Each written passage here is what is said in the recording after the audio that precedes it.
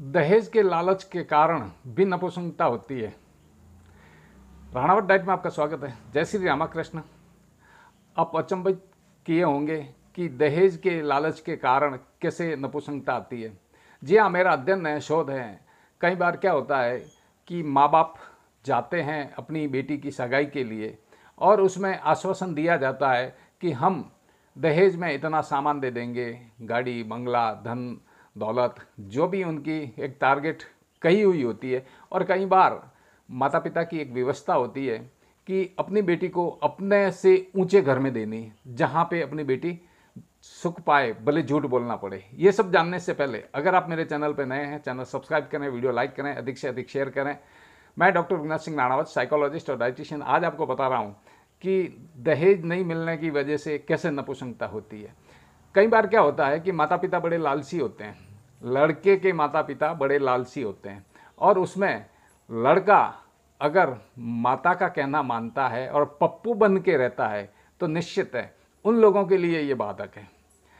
ऐसा वाकया काउंसलिंग के अंदर बहुत मिले हैं, जिसके अंदर व्यक्ति को नपुंसकता हो जाती है क्योंकि वो अपनी माँ शादी के बाद बच्चे को ये बताती है कि बेटा तू उससे बात मत करना, बात नहीं करेगा तो ये लड़की अपने माता पिता को कहेगी कि मुझे दहेज कम दिया गया है और मुझे दहेज की ज़रूरत है और दहेज दीजिए। हो सकता है कि जिसके पिता दुख देख के भी और दहेज दे देगा तो उनको तो दिक्कत नहीं होगी, मांगना उनका लगातार जारी रहेगा। ये एक उनकी पर्सनालिटी होती है, मांग खाने की आदत होती है। पर कुछ जगह पे ऐसा होता है कि लड़की का पिता एक विवश होता है, गरीब होता है, या उनकी गरीब न होकर उनकी आय स्रोत कमज़ोर हो सकती है, तो वो कहाँ से देगा, नहीं दे पाता है। और जब नहीं दे पाएगा और पप्पू किस्म का जो अपनी माँ के कहने का मानता है और वो अपनी स्त्री को मुंह नहीं लगाता है, तो स्त्री से दूर रहने की वजह से उसे ये दिक्कत हो जाती है कि जब स्त्री के अंदर रुचि नहीं रहेगी और वो लड़का करीब करीब 99% हस्तमैथुन करता है। जब हस्तमैथुन कर लेगा तो वीर्य तो उसका तो निकल चुका है, अब उसे औरत की कहाँ ज़रूरत है। तो इस प्रकार से माँ बाप ही अपने बेटे के परिवार का दुश्मन हो जाता है। लड़की सती सावित्री की कदमों में होती है तो अपने परिवार की बदनामी, पीहर की बदनामी या पति के पक्ष की बदनामी न होने देने के कारण वो चुप रह जाती है।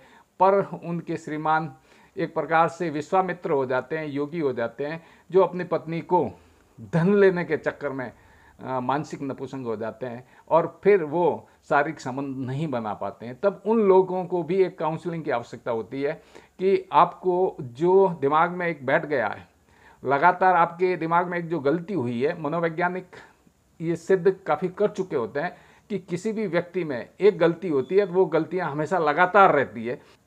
मेरा भी यहाँ पे यही शोध है कि ये गलतियां उन लोगों में लगातार रहती है। फिर लड़की को खाना पीना, कपड़े लत्ते सब दे भी देंगे, पर मानसिक नपुंसकता दूर करने में उनका साहस नहीं होता, उनकी हिम्मत नहीं होती है कि अब कैसे किया जाए, क्योंकि रास्ते तो अलग हो चुके होते हैं। मानसिक शारीरिक रूप में वो भले साथ रहते हैं।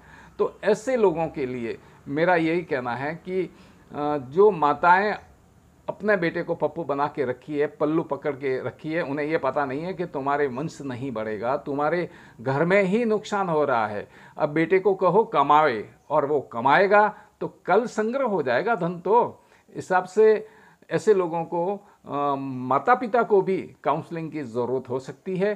लड़के के माता पिता को भी काउंसलिंग की ज़रूरत है, लड़की के माता पिता को भी काउंसलिंग की ज़रूरत है, और वर वधू यानी जोड़ा जो भी है, लड़की या औरत है, ऐसे लोगों को भी काउंसलिंग जरूर होती है। लोग खुलकर सामने नहीं आते हैं। ये साइको टेस्ट के बाद पता चल सकता है कि इनमें ये दिक्कतें हैं, बाकी उन दिक्कतों के बारे में उन्हें पता नहीं चलता है। अब रही उन्हें ये मानसिक जो दिक्कत होती है, उसके लिए काउंसलिंग की ज़रूरत है। हो सकता है कुछ शारीरिक विकास वृद्धि में कुछ औषधियों की अगर ज़रूरत पड़ती है तो वो भी हम बताते हैं, उससे ठीक हो जाते हैं। पर प्रथम दृष्टया यही है कि दोनों पक्ष के माता पिता को काउंसलिंग की आवश्यकता है। लड़के और लड़की को, स्त्री और पुरुष, उनको मनोवैज्ञानिक परामर्श की आवश्यकता है, और वो परामर्श लेने के बाद में सामान्य अवस्था में हो सकते हैं। 100% वो मर्द होते हैं, पर मानसिकता उनके गलत दिशा में चली जाती है, लगातार गलतियां होती है और उन गलतियों को सुधारा जा सकता है। अगर आप कोई सार्थक टिप्पणी करेंगे तो सार्थक टिप्पणी का जवाब दूंगा। मिलते हैं नए अपडेट वीडियो में, तब तक के लिए जय हिंद, स्वस्थ रहें, मस्त रहें।